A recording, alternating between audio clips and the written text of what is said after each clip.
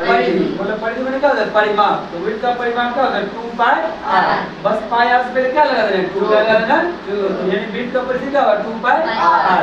अगला है वृत्त का क्षेत्रफल क्या है, वृत्त का क्या होगा पाई r स्क्वायर, पाई r स्क्वायर। अब देखो वृत्त से क्या बना है बेलन, वृत्त से क्या बना है बेलन। देखो वृत्त में जो है इस वृत्त में हम क्या निकाल दिया हाइट, क्या दिया हाइट। देखो जैसे ये है, इससे क्या था वृत्त, क्या था वृत्त, ये क्या था वृत्त। अब इस वृत्त में हम क्या दे दिए हैं हाइट, क्या दे दिए हैं हाइट। यानी इससे क्या बनेगा बेलन का वक्र पृष्ठीय क्षेत्रफल, मतलब बेलन का वक्र मतलब होता है इसका चारों वाला क्षेत्रफल क्या होता है। ये देखो वृत्त में हमने क्या दे दिया है हाइट, क्या दे दिया है हाइट। अब हम इसका निकालना है बेलन का वक्र पृष्ठीय क्षेत्रफल यानी कर्व सरफेस एरिया, ठीक है। तो या बेलन का वक्र पृष्ठफल बोले, चाहे बेलन का पार्श्व बोले या कर्व बोले, तो बेलन का वक्र पृष्ठफल देखो।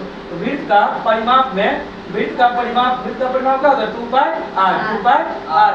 अब इसमें हम किससे गुणा कर देंगे हाइट से, नया इसमें क्या आ गया हाइट ना, यानी 2 पाई r क्या हो जाएगा 2 पाई r।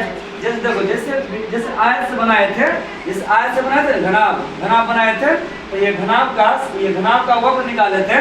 घनाभ का वक्र कैसे निकाले थे, घनाभ का वक्र, तो घनाभ का वक्र निकाले थे, यानी उसमें जो है ये आयत का परिमाप किससे गुणा करते हैं हाइट से ना। तो वैसे ये जो बेलन बना है किससे बना है वृत्त से ना, किससे बना है वृत्त से। यानी वृत्त का परिमाप में वृत्त का जो परिमाप था उसमें किससे गुणा कर दिए हाइट से, किससे गुणा कर दिए।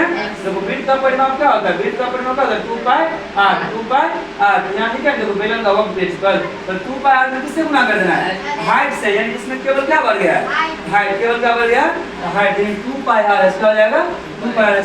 अब अगला है बेलन का संपूर्ण पृष्ठीय क्षेत्रफल, क्या है बेलन का संपूर्ण पृष्ठीय क्षेत्रफल। तो संपूर्ण इसको बोलेंगे टोटल सरफेस एरिया, क्या बोलेंगे टोटल सरफेस एरिया। अब देखो, अब यहाँ देखो ये जो था यहाँ पर हमको पता है कि चारों दिवस पर निकाले थे ना बेलन का, चारों दिवस पर कितना निकाले थे 2 पाई r, क्या निकाले थे 2 पाई r। अब तो इसमें हम निकाले बेलन का क्या निकाले संपूर्ण, क्या निकाले संपूर्ण, बेलन का निकाले संपूर्ण। तो संपूर्ण में देखो ये तो चारों का निकाल लिए थे। अब इसमें क्या बचा, एगो यूनिट बचा है ऊपर वाला, एगो बिट बचा है, एगो बिट ये एगो बिट ये नीचा बिट, यानी एगो बिट ये वाला जोड़ना है और ये वाला भी जोड़ना है। मतलब बिट का सूत्र क्या होता है पाई r स्क्वायर, एगो जोड़ेंगे ये पाई स्क्वायर, एगो बिट का सूत्र ये पाई स्क्वायर। अब फिर नीचा में एगो बिट दिखाई दे रहा है, नीचा में इसको ये वाला भाग, तो क्या हो जाएगा पाई r स्क्वायर। मतलब 2 पाई r इसमें अभी पाई स्क्वायर है, पाई स्क्वायर क्या हो जाएगा 2 पाई r स्क्वायर।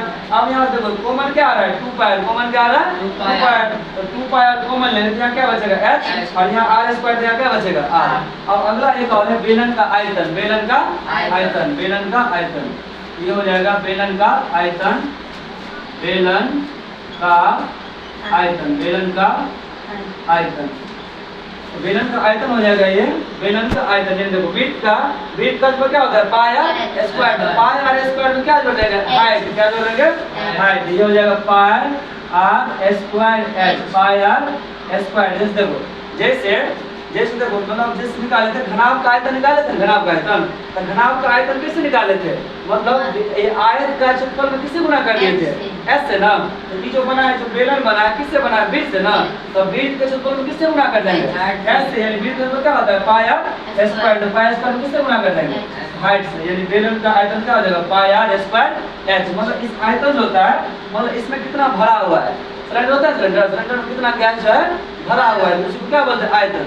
मतलब ये जो डब्बा है, डब्बा इसको खोलेंगे ना इसमें कितना चीज भरा है, कितना चीज है भरा है, ठीक है। तो इसको हम क्या बोलते हैं आयतन, क्या बोलते हैं आयतन। तो यानी बेलन का आयतन क्या हो जाएगा पाई r स्क्वायर।